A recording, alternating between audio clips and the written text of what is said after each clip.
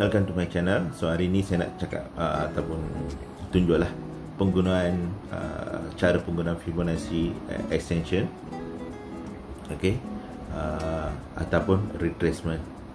Okay, first kita try retracement dululah. Okay, so basically dalam satu pergerakan price, sama ada forex, saham ataupun any instrument lah. Okay, so selalunya price akan buat contoh dalam kes ni, okay, price buat uptrend, lepas tu dia akan retrace back, lepas tu dia akan naik, lepas tu dia akan buat retracement, naik, retracement, naik, lepas tu turun atau buat reversal. Okay, so retracement maksud dia, okay, yang selalu bila price naik, lepas tu dia turun. So ada level-level yang selalunya price akan turun. Okay, so beberapa key level, okay, yang kita tahu biasa adalah Fibonacci kalau kita belajar adalah 38, 50, 61.8 lah. Okay, so itu adalah retracement. Jadi sebelum pergi detail, jom kita tengok.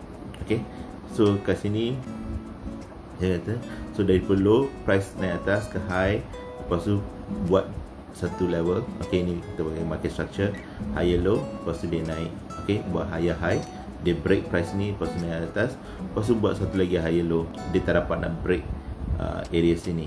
Okay, so bila buat retracement, dia sebenarnya adalah jarak, okay, yang kita selalu kata berapa jarak daripada puncak ni nak buat satu dasar dan dia tak break low ni.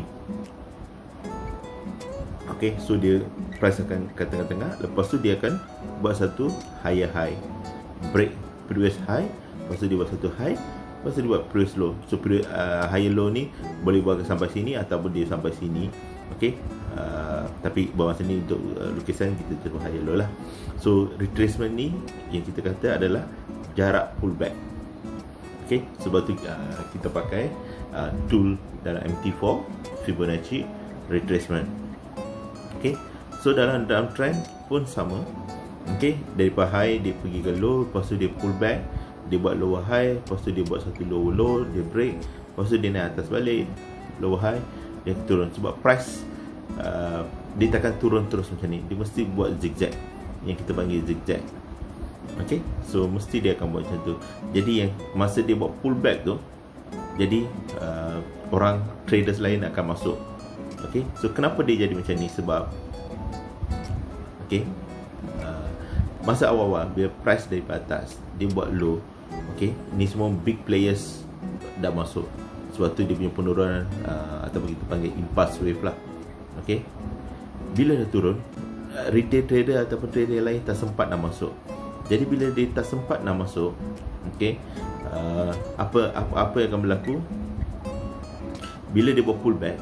Okay, bila dia buat pullback ke sini lah, apa, trader-trader yang terlepas peluang kat sini dia akan masuk. Jadi trader-trader yang terlepas peluang ataupun dia orang nak buat entry kali kedua, okay, dia orang akan tunggu ke certain level. Okay, ini yang level-level yang apa yang macam saya kata lah, 38, 50, 61.8 ataupun 78 lah. Okay, so biasanya ni yang kita bagi apa, satu lagi kita bagi tahu herd mentality. Okay, herd mentality. Okay, sebab bila price turun dadak macam ni, okay, bila kita dah terlepas peluang, jadi bila retail trader atau trader yang tak masuk, bila dia tengok ni adalah impulsive move, bila dia naik sikit, dia orang akan start masuk. Sebab dia boleh dapat satu risk reward yang cantik. Sebab dia tahu price akan turun sama turun. Jadi bila dia masuk dekat sini, okay, dia boleh dapat reward yang tinggi dengan risk yang kecil. Sebab tu kita guna Fibonacci tool. Okay, ini yang reward yang cantik. Okay, jadi dia akan tunggulah certain level sebab dia tahu price akan pergi jauh lagi. Okay,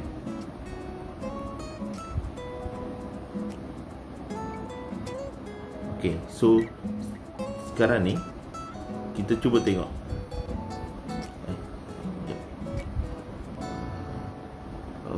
Okay,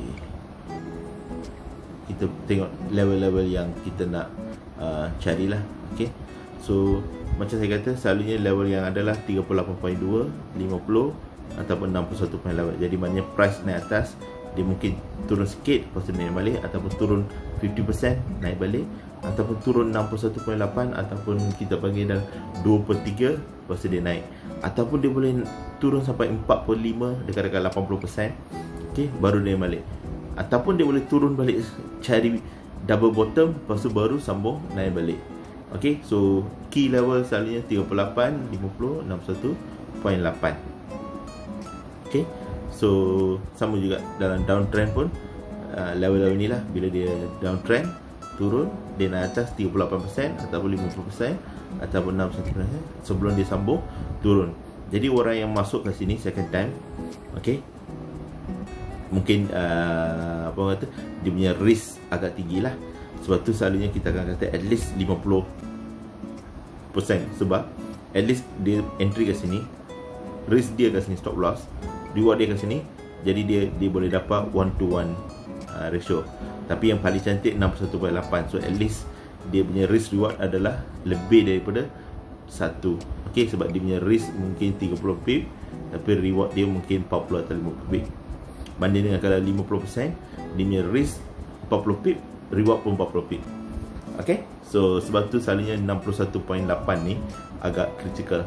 okey, sebab dalam impulsive move selalunya, okey, dalam impulsive move, okey, price bila buat impulsive move, correction dia sikit je, lepas tu dia naik. okey, jarang price buat correction jauh lepas tu baru naik, jarang dia. Sebab tu yang 50% dengan 61.8% tu agak critical. Sebab selalunya kalau dia break 61.8, selalunya dia akan turun sampai 80, lepas tu baru naik balik. okey, ataupun turun sampai 100%, that means dia akan create double bottom ataupun double top. okey, so untuk senarai sama, dia boleh jadi kalau kita katakanlah kita enter dekat 50% atau 61.8 ataupun 80%, kadang-kadang dia boleh buat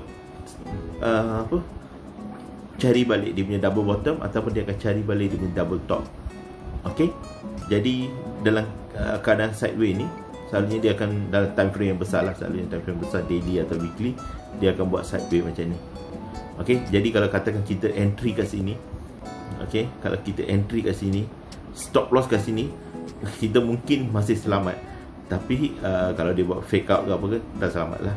okey, jadi sebab dia boleh jadi instead of naik atas, dia terus cari bottom balik. okey, so ini adalah dia punya Fibo retracement lah. okey, so selalunya dia punya level saya kata 38, 50, 61.8. 3 level ni agak critical, particularly 2 level ni lah. Dalam impulsive move, ini adalah retracement level yang kita akan cari untuk entry. okey, so yang Fibonacci extension pula. okey, Fibonacci extension kita gunakan secara ringkasnya untuk cari tempat TP lah. okey, tempat TP, sebab bila dia retracement, katakanlah saya ambil 50% retrace, kita entry kat sini, risk kita dah tahu, contoh 50 pip, kita dah tahu kita punya reward. okey, selalunya Fibonacci extension dalam TradingView atau MT4, okey, dia dah ada level-level dia. Kita akan tarik dari low ke high, lepas tu kita akan tarik sampai ke third point dia, sebab kita nak tahu sampai mana dia boleh naik. Ini perlu adalah impulsive move untuk dapat. Jadi selalunya Fibonacci extension level yang kita pakai, level-level adalah 1-to-1 ataupun 1-to-1.23 ataupun 123 lah, ataupun ini biasa, ini adalah key TP level ataupun extension level 1-to-161.8, ataupun kalau kita nak tunggu lagi dalam impulsive move 261.8, ataupun kita nak tunggu lama 423.6. so ini adalah level, tapi selalunya orang akan ambil 161.8 lah. Sebab apa 161? So maksud dia, katakanlah yang ni adalah 30 pip, okey, dia naik, dia turun 15 pip. So kita kata, kalau 1-to-1, kita kata panjang ni akan sama dengan panjang ni. Maksudnya yang ni mesti 30 pip. So itu risk reward 1-to-1 lah. okey, kalau kita nak ambil risk, katakan 1-to-1 2-to-3, so kemungkinan mungkin 35 atau 40 pip lah. okey, Yang 161.8 ni yang level yang biasa kita pakai untuk extension. Mungkin risk reward dia 30 pip ke sini. Okey. Maknanya dia naik 30 pip, retrace 15. Yang ni reward ni kemungkinan besar dalam 45 hingga 55 pip lah. Okey, boleh kira exactly tapi saya just bagi anggaran saja. Okey. So 1.6 maknanya lebih daripada 45 pip, sorry. Mungkin antara 40 hingga 46 hingga 55, sebab kalau 1.5 daripada 30 maknanya dia at least 45 pip. So maknanya 1.6 mungkin dalam 48 atau 50 pip lah. Okey, so antara anggaran ni. Okey, jadi ini level yang ni. Sebab bila kita ambil risk kat sini, okey, kita nak reward kita lebih daripada 1 to 1. Sebab tu biasa orang akan pakai 1 to 3 atau 161.8 lah. Tapi untuk biasa untuk trader yang besar, dia akan ambil 161.8 ataupun lebih tinggi lah. Okey, sebab tu itu sebab dia kita pakai Fibonacci Essential Level. So itu dia punya basic behind dia lah. Okey, so cara aplikasi, ramai trader, especially retail trader, dia ada cara. Ada yang tarik previous swing low ke high dalam chart weekly. Okey, ataupun ada yang just ambil satu candle je, daily candle, high daripada daily candle ke low ke daily candle. Okey, so dia tarik dia punya retracement ataupun retracement, lepas tu dia cari dia punya extension.